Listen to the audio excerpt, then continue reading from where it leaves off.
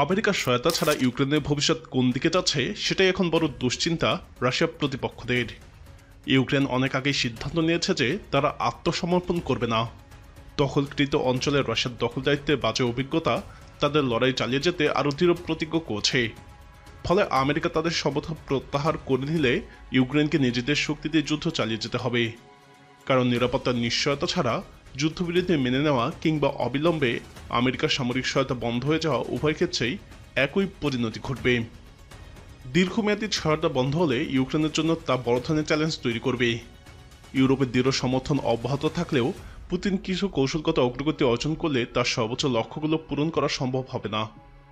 America এবং রাশিয়ার সমন্বিত কার্যক্রমে ইউক্রেন সক্রিয়ভাবে ক্ষতিগ্রস্ত হলে আমেরিকা তার পশ্চিমা মিত্রদের আস্থা হারাবে। একই সঙ্গে পশ্চিমা মিত্রদের ঐক্য চিরতরে দুর্বল হয়ে পড়বে। তবে ইউক্রেনের সামনে একমাত্র পথ হল নিজেদের দেশের অস্তিত্ব রক্ষার লড়াই চালিয়ে যাওয়া। 3 বছরের যুদ্ধে রাশিয়া প্রায় সব ক্ষেত্রে প্রত্যাশার তুলনায় ব্যর্থ হয়েছে। ইউক্রেনকে দূরত্বে দখল করা সম্ভব নয় বুঝতে পেরে 2022 সালে পুতিন তার লক্ষ্যমাত্রা সীমিত করে কিছু নির্দিষ্ট লক্ষ্য স্থির করেন। যেমন পূর্ব ইউক্রেনের ডনবাস অঞ্চলের সম্পূর্ণ দখল, দক্ষিণ ইউক্রেনের মধ্যম ক্রিমিয়ার সঙ্গে স্থল সংযোগ বজায় রাখা, ইউক্রেনের গুরুত্বপূর্ণ অবকাঠামো এবং সামরিক সম্পদ ধ্বংস করা এবং কৃষ্ণ সাগরে অবরোধ বজায় রেখে ইউক্রেনীয় অর্থনীতিকে বিপর্যস্ত করা। কিন্তু এসব লক্ষ্য পুরোপুরি অর্জিত হয়নি। ইউক্রেনের নৌবাহিনী কৃষ্ণ সাগরের পথ পুনরায় চালু করেছে। তীব্র ক্ষেপণাস্ত্র এবং ড্রোন হামলার মধ্যেও ইউক্রেন এখনও বিদ্যুৎ সরবরাহ বজায় রেখেছে এবং জনগণ প্রতিরোধ অব্যাহত রেখেছে। ফলে রাশিয়া এখনও ডনবাস পুরোপুরি দখল করতে পারেনি। বর্তমানে রাশিয়া বাহিনী ক্লান্ত হয়ে পড়েছে। দেশটি পর্যাপ্ত প্রতিরক্ষা সরঞ্জাম উৎপাদন করতে পারছে না এবং রাশিয়ার ব্যাপক প্রচেষ্টা সত্ত্বেও তাদের ড্রোন এবং অন্যান্য চালকবিহীন অস্ত্র ইউক্রেনীয় প্রযুক্তির সঙ্গে প্রতিযোগিতায় টিকতে পারছে না বলে মনে করে পশ্চিমারা। কিন্তু ইউক্রেনও বড় ধরনের চ্যালেঞ্জের মুখে। রাশিয়ার সম্পূর্ণ আকাশ নিয়ন্ত্রণে নিতে না পারলেও ফ্রন্টলাইনের কাছাকাছি আকাশসীমা তাদের প্রভাব বজায় রেখেছে। ফলে তারা শত শত নির্ভুল গাইডেড বোমা, ড্রোন এবং ক্ষেপণাস্ত্র হামলা চালাতে পারছে। ইউক্রেনের জনবল সংকটও গুরুতর সমস্যায় পরিণত হয়েছে। বিমান এবং দূরপাল্লার হামলায় নানা বিধিনিষেধ থাকায় দেশটি পদাতিক বাহিনী এবং ট্রেন্স যুদ্ধে নির্ভর করতে বাধ্য হয়েছে। এর ফলে এখন পর্যন্ত 43,000 বেশি সেনা নিহত এবং অসংখ্য আহত হয়েছে। অস্ত্র, গোলাবারুদ এবং যন্ত্রপাতির ঘাটতি পরিস্থিতিকে আরও জটিল করে তুলেছে। তবে এসব প্রতিরক্ষার মধ্যেও ইউক্রেন তাদের প্রতিরক্ষা সক্ষমতার প্রমাণ দিয়েছে।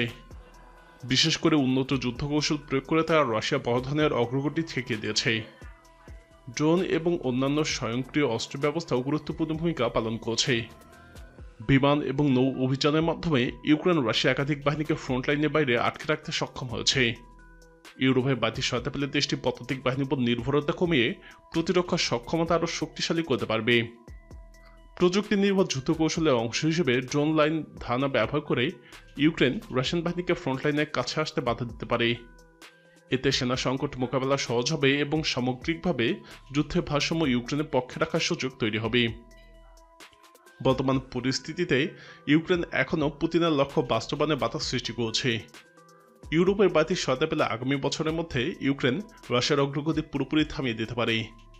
সংক্ষেপে, বিপুল সম্পদ এবং সামর্থ্য থাকা সত্ত্বেও রাশিয়া এখনও যুদ্ধে জিততে পারেনি এবং ভবিষ্যতেও পারবে না বলে পশ্চিমাদের ধারণা।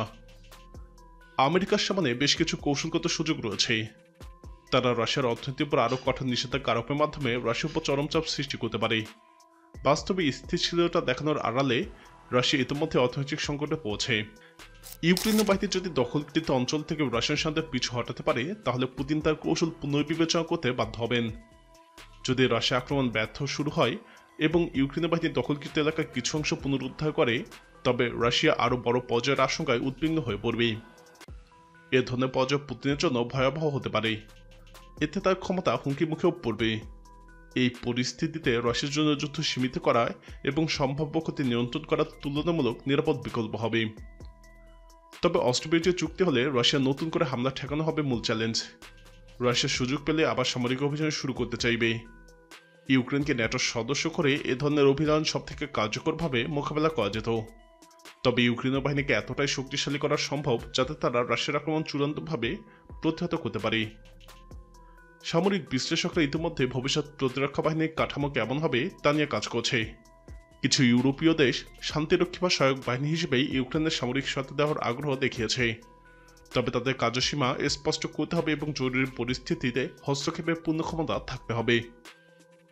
যদি ইউরোপ এই প্রতিরক্ষা ব্যবস্থার জন্য প্রয়োজনীয় অর্থায়ন করে এবং গুরুত্বপূর্ণ নেতারা সম্মতি দেয়, তাহলে আমেরিকার ভূমিকা হবে নির্দিষ্ট সামরিক সহায়তায় সরবরাহ করা। এর মধ্যে থাকবে বিমান প্রতিরক্ষা ব্যবস্থা, ক্ষেপণাস্ত্র লক্ষ্য নির্ধারণ সহায়তা, তাৎক্ষণিক গোয়েন্দা তথ্য এবং নির্দিষ্ট কিছু সরঞ্জাম ও গোলাবারুদ। ট্রাম্প প্রশাসন মনে করে বাড়তি চাপ ছাড়াই রাশিয়ার যুদ্ধ বন্ধ করবে, কিন্তু বাস্তবতা হলো ইউক্রেনের রাশিয়ার সাথে কোনো চুক্তি করলেও প্রকৃত শান্তি আসবে না। প্রেসিডেন্ট জেলেনস্কির নিরাপত্তার নিশ্চয়তার দাবি শুধু রাজনৈতিক অবস্থান নয়, বরং বাস্তব আশঙ্কার ভিত্তিতেই করা। রাশিয়া ভবিষ্যতে আরও বড় হামলা প্রস্তুতির জন্য সামরিক অস্ত্রবিরতি ব্যবহার করতে পারে, ফলে আরও শক্তিশালী এবং পুনর্গঠিত রাশিয়ার আক্রমণে ইউক্রেনের জন্য ভয়াবহ পরিণতি ডেকে আনবে। পর্যাপ্ত নিরাপত্তা নিশ্চিত করা না হলে ইউক্রেন পরবর্তী হামলার জন্য প্রস্তুত থাকতে পারবে না, যা যুদ্ধ পরবর্তী অর্থনৈতিক পুনরুদ্ধার এবং পুনর্গঠনের ক্ষেত্রে বড় বাধা হয়ে পড়বে। অস্ত্রবিরতির পর নিরাপত্তা নিয়ে আলোচনার ধারণাটিও ভুল বলে মনে করেন পশ্চিমা বিশ্লেষকরা, কারণ এটি রাশিয়াকে কূটনৈতিকভাবে সময়ক্ষেপণের সুযোগ করে দেবে। তখন তারা অস্ত্রবিরতি ভাঙার হুমকি দিয়ে পশ্চিমা দেশগুলোকে যুদ্ধে না যাওয়ানোর জন্য চাপ দিতে পারে। রাশিয়ার তাৎক্ষণিক লক্ষ্যগুলো স্পষ্ট: দখলকৃত অঞ্চলে বৈধতা দেওয়া, যুদ্ধাপরাধের দায় এড়িয়ে যাওয়া, অর্থনৈতিক পতন রোধ করা এবং ইউক্রেনের নিরাপত্তা ব্যবস্থার উপর নিয়ন্ত্রণ প্রতিষ্ঠা করা। পাশাপাশি ইউক্রেনকে নিয়ন্ত্রণে নেওয়ার দীর্ঘমেয়াদী কৌশলগত লক্ষ্য অপরিবর্তিত রয়েছে। আমেরিকার সামনে যুদ্ধের অবসান ঘটিয়ে ইউক্রেনের দীর্ঘমেয়াদী নিরাপত্তা নিশ্চিত করার সুযোগ রয়েছে। এই প্রেক্ষাপটে দক্ষিণ কোরিয়ার অভিজ্ঞতা সম্পূর্ণ উদাহরণ হতে পারে। দীর্ঘমেয়াদী আমেরিকান সামরিক এবং অর্থনৈতিক সহায়তার মাধ্যমে দেশটি নিজস্ব প্রতিরক্ষা সক্ষমতা গড়ে তুলেছে এবং বর্তমানে উত্তর কোরিয়ার হুমকি মোকাবেলা করতে সক্ষম। একইভাবে ইউক্রেনের পূর্ব পরিকল্পিত অস্ত্রবিরতি এবং কার্যকর নিরাপত্তা ব্যবস্থার মাধ্যমে দীর্ঘমেয়াদী শান্তি এবং স্থিতিশীলতা নিশ্চিত করা সম্ভব বলে মনে করে পশ্চিমা বিশ্লেষকরা। এটি সফলভাবে বাস্তবায়ন করা গেলে তার নিঃসন্দেহে একটি ঐতিহাসিক অর্জন হিসেবে পশ্চিমাঙ্গনে বিবেচিত হবে। কিন্তু এতে প্রধান বাধা ডোনাল্ড ট্রাম্প। প্রিয় দর্শক, আমেরিকার সহায়তা বন্ধের পর ইউক্রেন যুদ্ধের পরিস্থিতি কোন দিকে যাচ্ছে বলে আপনি মনে করেন? আপনার মতামত কমেন্টে জানান। ইউক্রেন যুদ্ধ নিয়ে আরও জানতে আমাদের চ্যানেলটি ভিডিও ট্যাব থেকে ঘুরে আসুন। এই ভিডিওটি ভালো লাগলে লাইক বাটনে ক্লিক করুন। ভিডিওটি আপনার বন্ধুদের সাথে শেয়ার করে তাদেরকেও ভিডিওটি দেখার সুযোগ করে দিন।